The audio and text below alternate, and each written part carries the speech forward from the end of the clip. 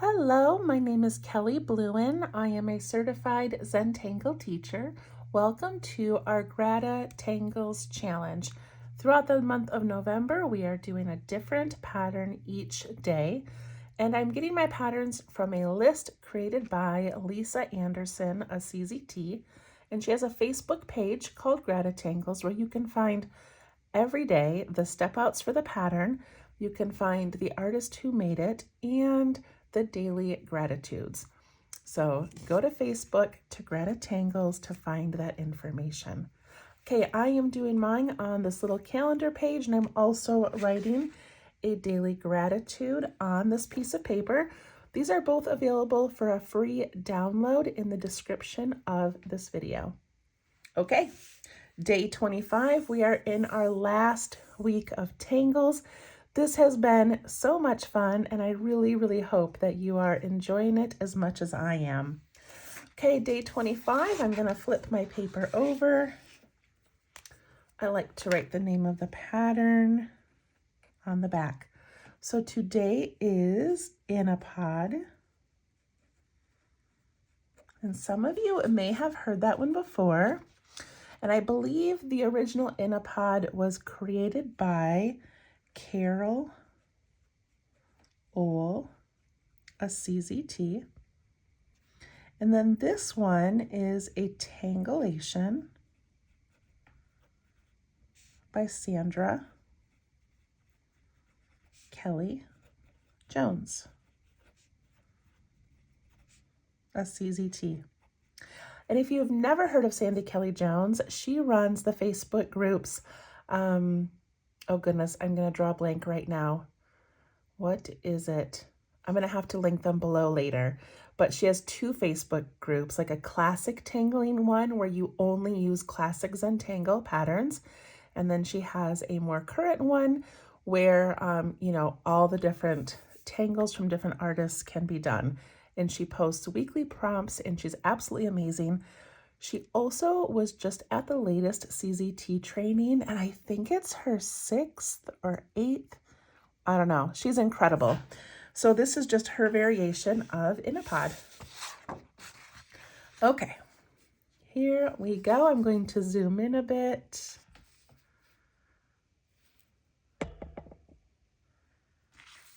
All right.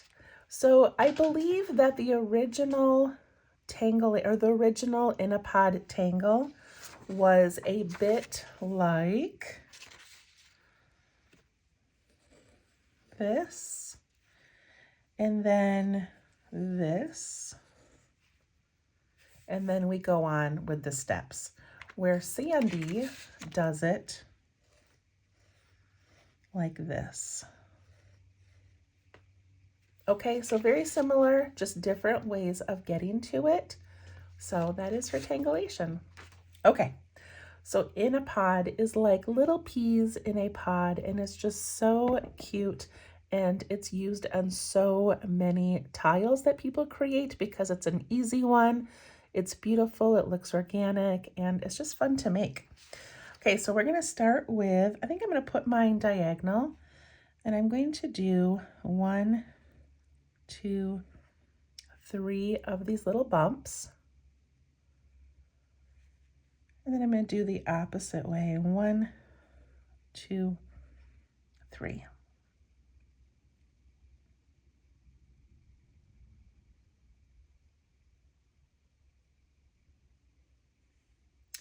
And then we take each section and we start at that connecting point, and then we do an aura, but we always come back down to that connecting point.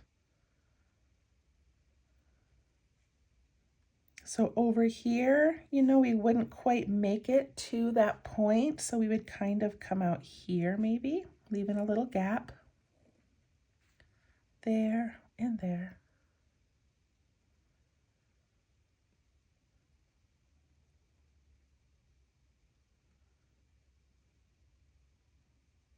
And then we're going to do it one more time. So here, here, there.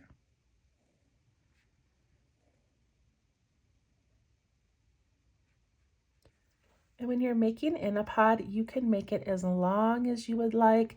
You can wrap it around something. You could do different strands of them.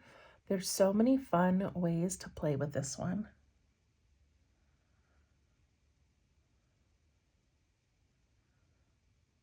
Okay, so the fun part of this one is adding in these little pea-shaped orbs or circles in the middle. So I'm going to start with the widest one. And my Inapod is really wide, so I have very big circles in the beginning. If I had made it a little more narrow, like, let me show you hers. Like this, they would be a little bit smaller, but I made mine really big for some reason. I think I'm just feeling happy today, and now they kind of look like eyeballs. Okay, and then the next ones you put on each side, and you're going to squeeze them in that space, whatever space you have left.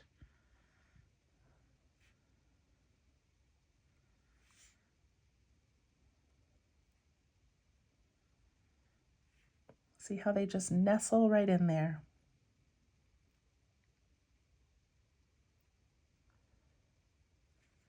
And then we're going to ink in those little areas that are left over.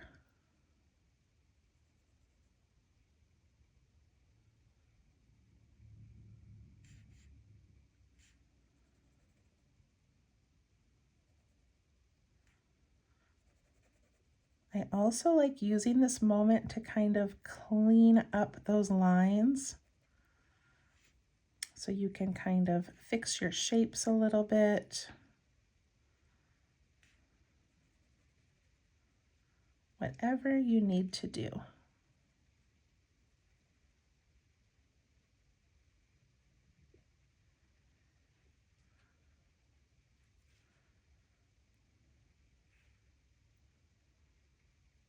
It's so pretty.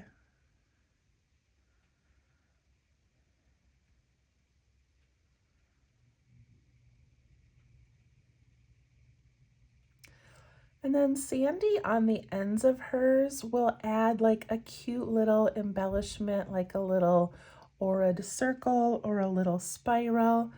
So I'm not going to add one this way because it will bump into this one, but I'm going to let a little end piece kind of come out the calendar. We haven't really done that yet on any of them, but I'm going to attempt to do it. So I'm going to imagine my pod ending about here. And then I would have these auras.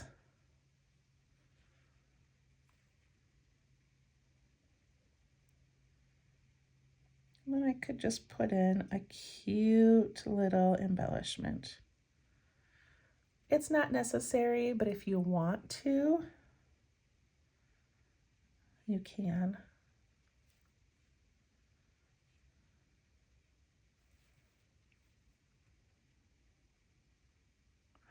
All right, and then that is basically the end of Inapod, except if you want to embellish it, which of course Sandy does. So she put in a whole bunch of flux shapes, kind of tucking into these little nooks and crannies. So she does 2 or 3 or 1 in each of these little sections. So there's 3. Could also just do 2 of them. They could bump into each other.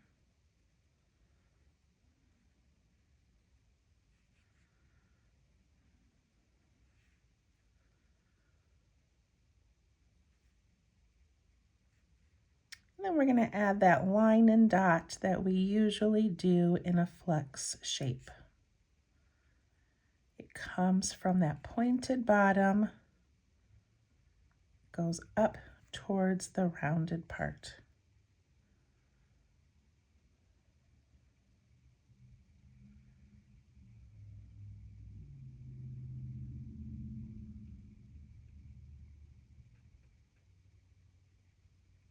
And then I'm going to add a little reflection on each of those little pea pods or little peas, I don't know.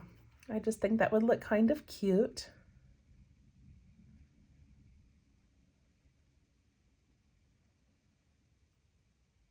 And I also think it would be fun to add some more of these little round pea shapes. So I'm just going to tuck some in, and if I've got little space between that and the flux, I can ink that in.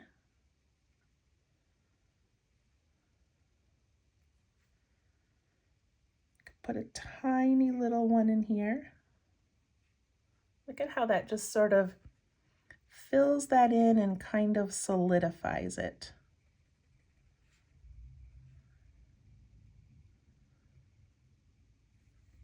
I'm just going to ink in this area here.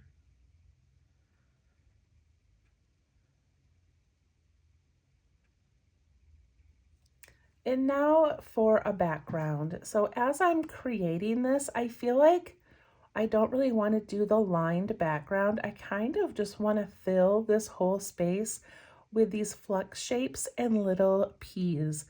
So I think I'm just going to keep going. So Inapod is really just that middle part, but we're just having fun and we're going to keep going. So I'm just going to add some more flux shapes wherever I can fit one.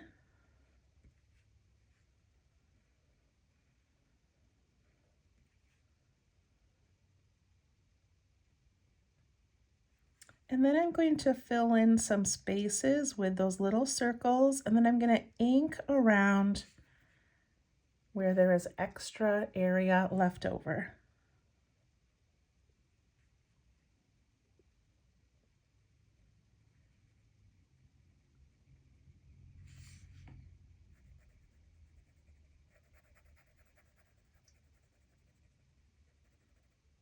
It's up to you what you want to do in the background. But look at it, kind of like, look how pretty that is, just sort of filling it all in, making it nice and bold. Look at this tiny little spot right here. I could even fit a tiny little flux in there. See that? Like so little. Could do one right here as well. Could put a little circle in that area. And then I can just ink in what's left unless I want to add a few more little circles to fill in the space.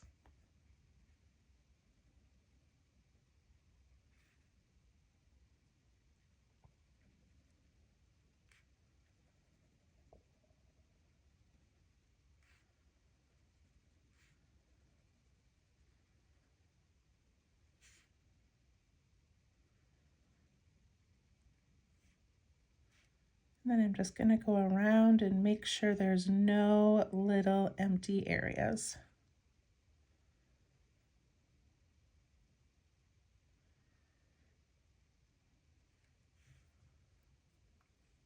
Okay, I think that looks amazing. I kind of love it. I'll grab my pencil and we'll do just a little bit of shading. That was a really fun one. Okay, I'm going to go on that inside edge.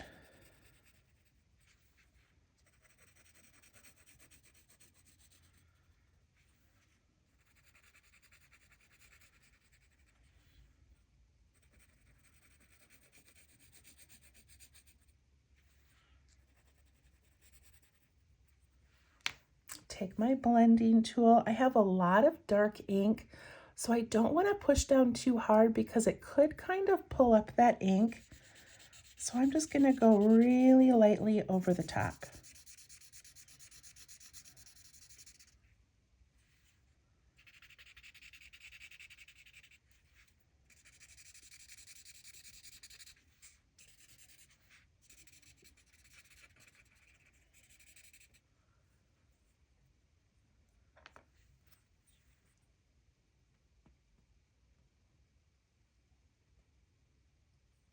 And then I'm going to take my pencil and I'm going to put some in these little like corners where we made those first little points. So I'm putting them on both sides of those little pods.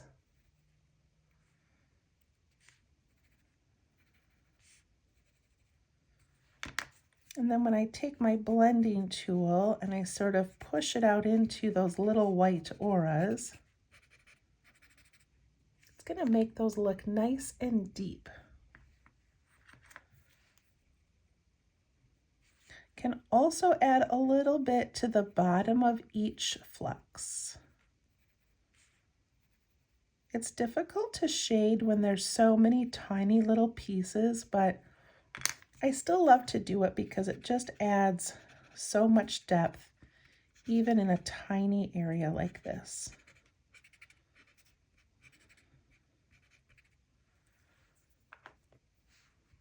And there we go. Inapod Tangulation by Sandy Kelly Jones. Absolutely beautiful. Thank you, Sandy. I'm still trying to think of the name of her Facebook group.